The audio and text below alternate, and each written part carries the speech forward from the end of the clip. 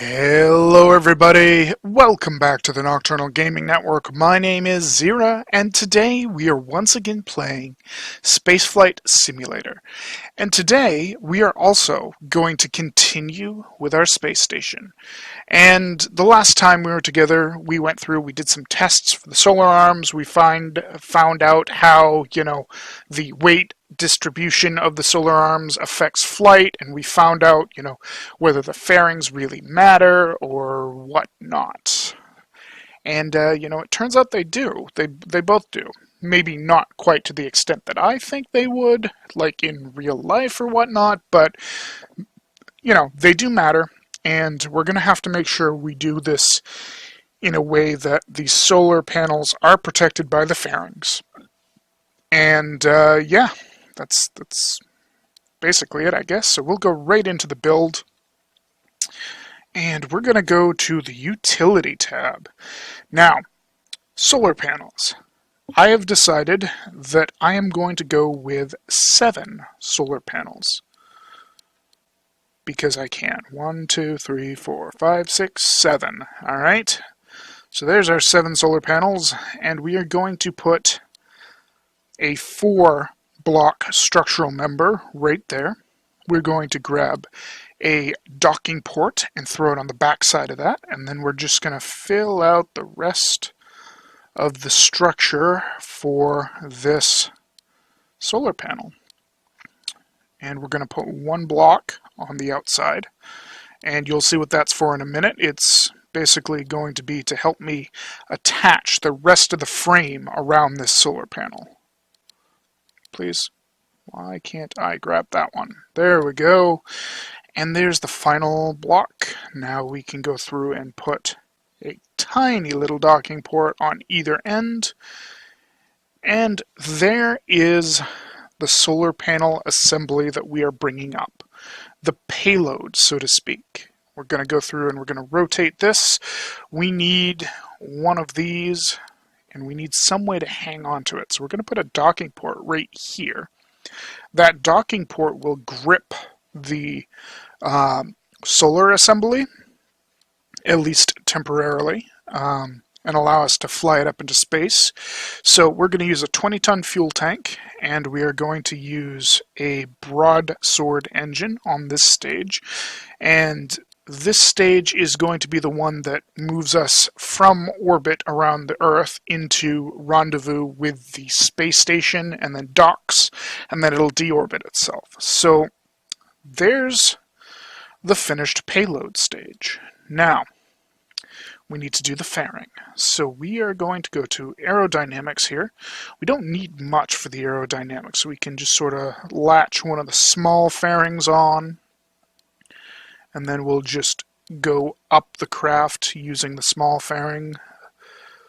There we go. And we can just neck it down right over the solar panels like this. Oop, not that one, this one. We do need a lot of fairings because this is a fairly long and awkward load here. And there we are. There's our payload with a grand total of 46.8 tons. So we go back to basic.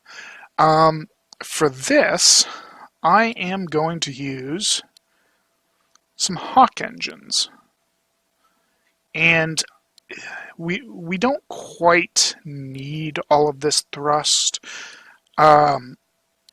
so I'm gonna go through and not use all of the big engines. I'm gonna use something like this, and that'll give us the 2 booster stages on the side, which give us a good amount of thrust and will allow us to, get most of the way to orbit. The second stage will actually escape the atmosphere and begin to circularize, and then we should be able to either basically be in orbit at that point or have just a tiny bit more to go to actually circularize ourselves.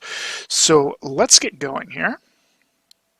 What we're going to do is launch. We're going to turn that on and off real quick so I can make the box go away. And then we can just zoom in like this, and ta-da! Here is our fantastic thumbnail for our weird little swordfish-looking rocket. We will turn our engines on, go to 100% thrust, and let's find out where the space station is. Here it is, down at the bottom, which, that's alright. You know, one thing I have done is gone through and actually stabilized the orbit back at 250 kilometers.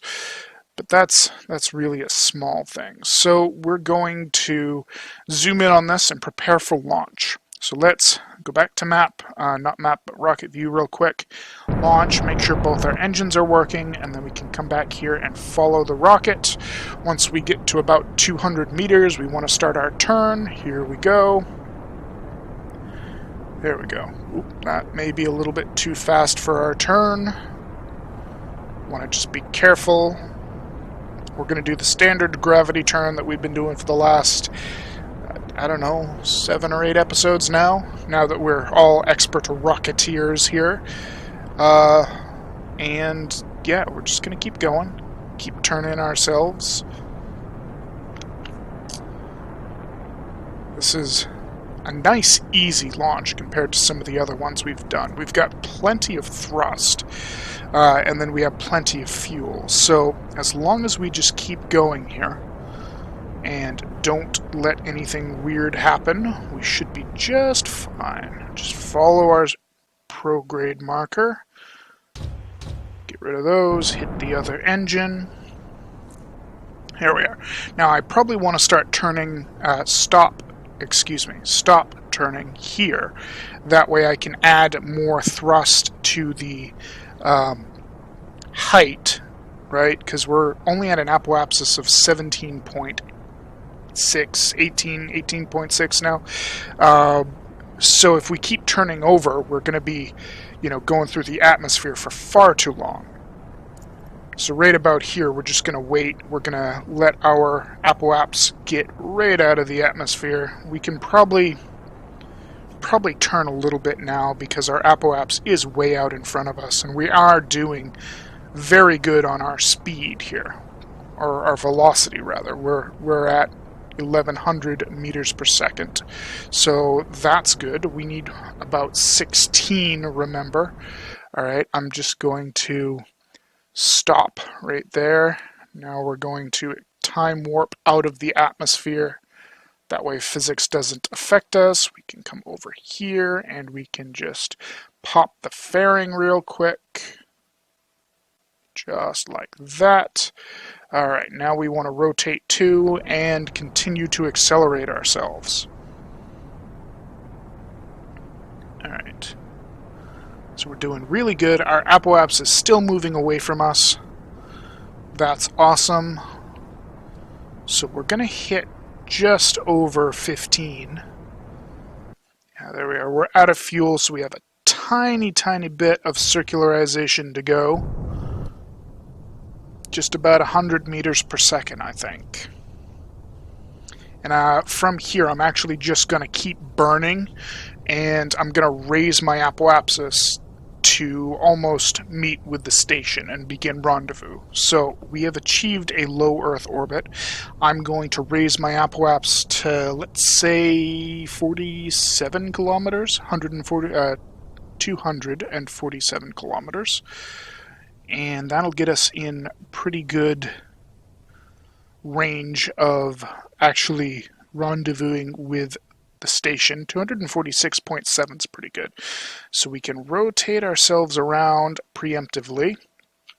Like, let's just say 170 degrees it is, maybe? Something like that. Alright. There we are. Most of our garbage has deorbited itself. Actually, I believe all of our garbage has now. That's awesome. Good. Alright, so while we're at apoaps, where is the station? There's the station. So what we're going to do is we're going to raise our periaps a little bit. We're going to raise it, say, halfway. So about 125, 129 is fine. We just want to roughly do it. And that way we can go around like once or twice here and we can catch up quite a bit. Ooh, we want to be careful not to pass it though. So that's pretty close to the station. One more time around and we would pass it. So what I'm going to do is I'm going to raise my periaps even more here. So we also have this line here that shows intersect, right? The closest intersect. Where did it go? It disappeared. It's right there, isn't it? Let's boost just a little more. Raise our periaps to like 240, but be careful not to raise our apoaps too much.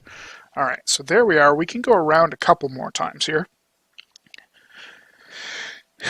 And this should allow us to catch up.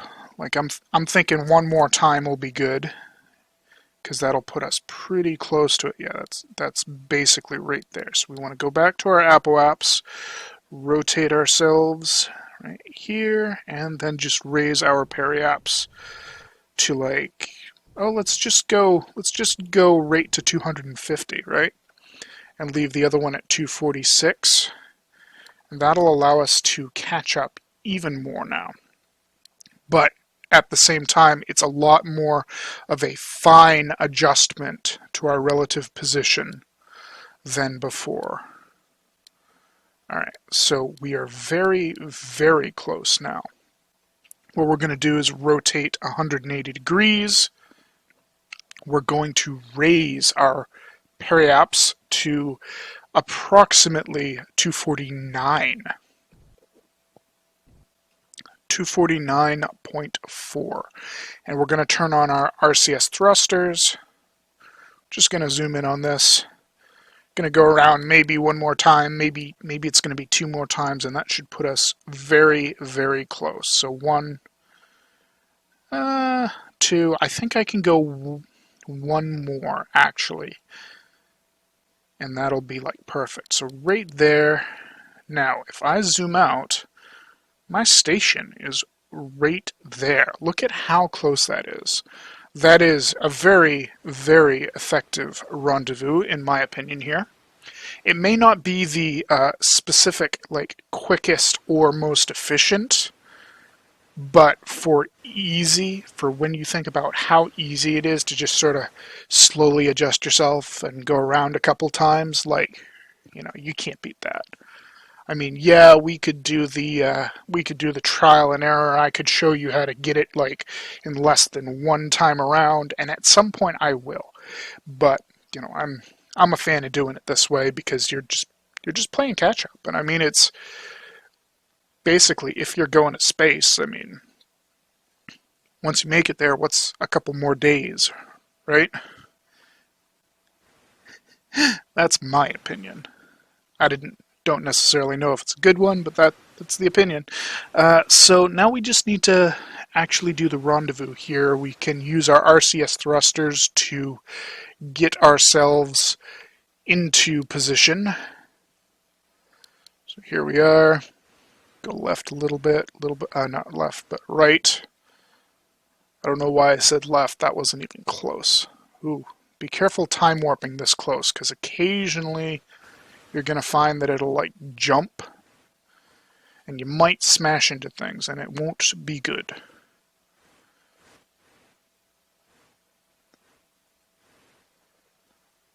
So here we are. This is the appropriate position. Time warp just a little bit. Ooh, there's that jump that I was talking about. All right.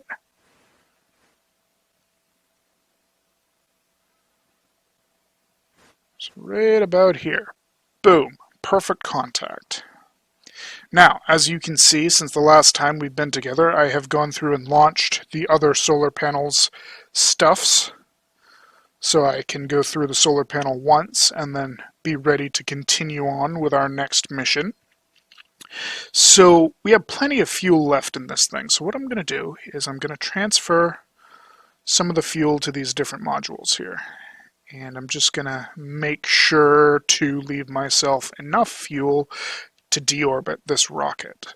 So we're looking for about 5% fuel to deorbit. So there's 4%. 4% is going to be just fine. Basically what we want to be doing is, now that the solar panels are in place and locked, we basically want to use this docking port. We can detach ourselves. We'll pop our RCS thrusters a couple times to just push ourselves away from the station. We can rotate ourselves to retrograde. There we are, and then just boost. And that will slowly lower, well, actually quite rapidly, if you think about it, lower our periaps. And now we are on a collision course with the planet. And that is it for this time. Turn that off.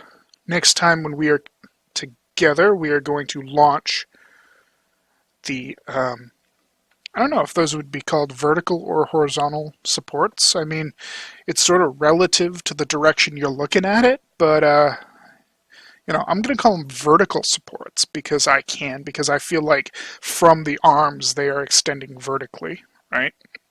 So we're going to do the vertical supports, and the vertical supports are going to be a single launch mission that puts both supports in place. So we'll look at that after. We'll look at that next time. Thank you all so much for watching. My name's Xeriua, and this is the Nocturnal Gaming Network bringing you Spaceflight Simulator. Have yourselves a wonderful night, everybody.